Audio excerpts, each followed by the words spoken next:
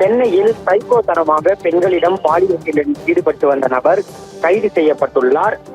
சென்னை முகப்பேர் பகுதியைச் சேர்ந்த 19 வயது மாணவி ஒருவர் அண்மையில் கடந்த 25ஆம் தேதி கல்லூரி முடிந்து வீட்டுக்கு சென்று கொண்டிருந்தார். அப்போது இருசக்கர வாகனத்தில் வந்த நபர் ஒருவர் அந்த பெண்ணிடம் பாலியல் சீண்டலிலும் ஈடுபட்டுவிட்டு அங்கிருந்து தப்பி சென்று விட்டார். இதனால் அதிர்ச்சி அடைந்த அந்த மாணவி நொளம்பூர் காவல் நிலையத்தில் தைரியமாக புகார் அளித்திருந்தார். அதன்படி போலீசார் வழக்கு பதிவு செய்து தீவிர விசாரணை செய்து வந்தனர். சம்பவ இடங்களில் தொடர்ந்து சிசிடிவி காட்சிகளை ஆய்வு செய்து குற்றச் சம்பவத்தில் ஈடுபட்ட நபர் யார் என்பது தொடர்பாக தீவிர விசாரணை மேற்கொண்டனர்.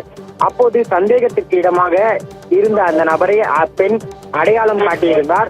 அதை கொண்டு அண்மை பகுதிகளில் சுற்றித் திரிந்த நபர்களை போலீசார் ஆய்வு செய்தனர். அப்போது அம்பத்தூரை அடுத்த மன்னூர்பேட்டை பகுதியில் உள்ள டாஸ்மாக் கடை ஒன்றில் மது குடித்துவிட்டு ஜிபே மூலம் பணம் செலுத்திய நபரை போலீசார் நம்பரை கொண்டு நீலாங்கரை பகுதியில் வைத்து கைது செய்தனர்.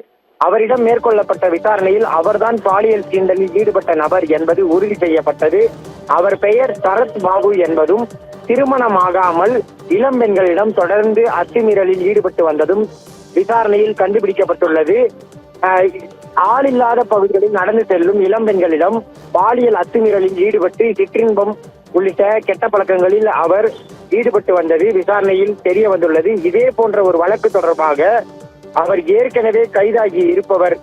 அது தொடர்பாக எழும்பூரில் அவர் வழக்கு பதிவு செய்யப்பட்டு விசாரணையில் இருந்தவர் என்பதும் தெரிய வந்துள்ளது. தனியார் வங்கியில் கலெக்ஷன் ஏஜென்டாக வேலை செய்து வந்த நபர் இரவு நேரங்களில் இது போன்ற பாலியல் சீண்டலில் ஈடுபடும் சைக்கோத்தனமான செயலில் ஈடுபட்டது விசாரணையில் தெரிய வந்துள்ளது.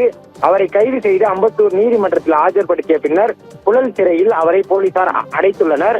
அவர் தற்போது இருக்கும் அந்த சிசிடிவி போட்டோக்கள் வெளியாகியுள்ளது. அந்த நபரை போலீசார் புகைப்படத்தை வெளியிட்டு வெளிப்படையாக அறிவித்துள்ளனர்.